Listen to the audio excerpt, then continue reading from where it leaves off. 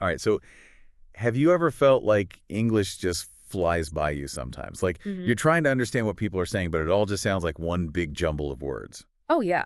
Absolutely. Especially if it's someone who's a real fast talker, like you get those people who just seem to spit out words a mile a minute. Totally. Well, that's exactly what we're diving into today. We're taking a look at this video all about understanding fast English speakers. And it's funny because I was actually looking through this video earlier, Yeah.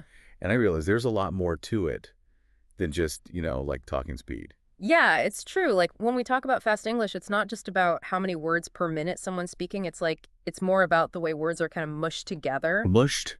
Yeah, mushed or blended together. Like it creates this flow that can be really hard to follow if you're not used to it. That's a great way to put it. It's like when people say gonna instead of going to. It's like a Yeah. little verbal shortcut that can trip you up. Exactly. And those shortcuts are everywhere in English. We love our contractions, our reduced syllables, our dropped. Sounds like it's all about being efficient with our words. I guess it kind of makes sense though, right? Like if you think about the history of English, it's been shaped by so many different cultures and influences. Mhm. Maybe that's why it's become such a compact and efficient language. Right. Like imagine back in the day when English was this language of trade and commerce. People needed to communicate quickly and effectively to get things done. That makes a lot of sense, actually. So it's not just about being fast talkers. It's like a built-in feature of the language itself. Yeah, totally. But knowing that doesn't magically make it easier to understand, right? Haha. No, not at all. Like sometimes I feel like I'm trying to catch every single word in a conversation, and it's just too much. My brain feels like it's going to explode. Tell me about it. It's like drinking from a fire hose, right?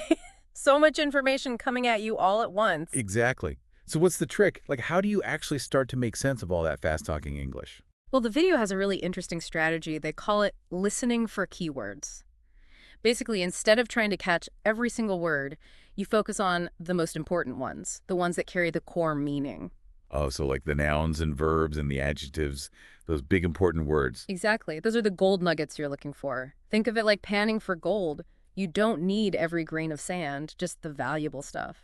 I love that analogy. It makes it seem so much less daunting. So instead of stressing about every little word, I should be training my ears to zoom in on those keywords. Exactly. It's like training your brain to be a filter, picking out the essential information from all the noise. That's so cool. And this is something that you can use in any situation where you're listening to English, Well, right? absolutely. Whether it's a casual conversation, a movie, a lecture, anything, it's a super useful skill to have. Okay, so we've talked about listening for keywords, but the video also mentions this thing called context clues. What are those all about? Context clues are basically like little hints that help you figure out the meaning of something, even if you don't understand every single word. Okay, so it's like being a detective trying to piece together the clues. Exactly. You use the surrounding words, the topic of the conversation, even things like body language, to make educated guesses about what's being said.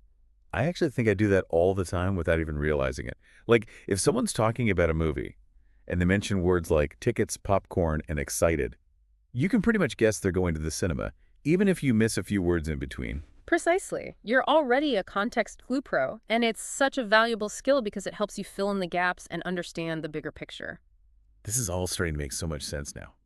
So we've got the keyword strategy, the context clue strategy, but how do we actually train our ears to get better at understanding fast English? Well, the video has some really practical tips for that too, and they all revolve around active listening. One of my favorite techniques is watching movies or TV shows with subtitles. Yeah, subtitles are great. It's like having training wheels for your ears. Haha, exactly.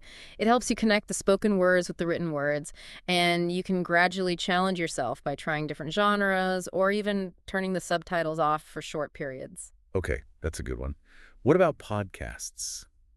I love listening to podcasts. Podcasts are amazing for language learning. There's so much variety out there, so you can find topics you're interested in and get exposed to different accents and speaking styles. It's like a workout for your ears, but way more fun than actually going to the gym. Totally. And the more you listen, the better you'll get at picking out those keywords and using context clues to understand the overall meaning. Awesome. Now, there's one more technique that the video mentions that I'm kind of curious about. It's called shadowing. What's that all about? Shadowing is pretty cool. Basically, you listen to a recording and you try to repeat what you hear at the same time, mimicking the speaker's pace and intonation. Oh, wow. So it's like you're trying to become their voice double. Haha. Yeah, kinda. It's a great way to improve your pronunciation rhythm and to really get a feel for the flow of spoken English. I've never tried that before, but it sounds like a fun challenge. Yay. So to recap, we've learned about the reasons why English can sound so fast, the importance of listening for keywords, and using context clues, and some practical tips for training our ears, like watching movies with subtitles, listening to podcasts, and shadowing. Exactly. It's amazing how much progress you can make when you break it down into these simple strategies. And the best part is that it doesn't have to feel like a chore. It can be a fun and engaging way to improve your listening skills. Absolutely. And here's a thought to leave you with. Now that you know these strategies, think about how you can apply them beyond just understanding spoken English. Could you use them to analyze written texts, arguments, even body language? Ooh, that's a great point. It's like these skills can unlock a whole new level of understanding in so many different areas of life. Exactly. So keep practicing, stay curious, and most importantly, have fun with it. You got this, everyone. We believe in you.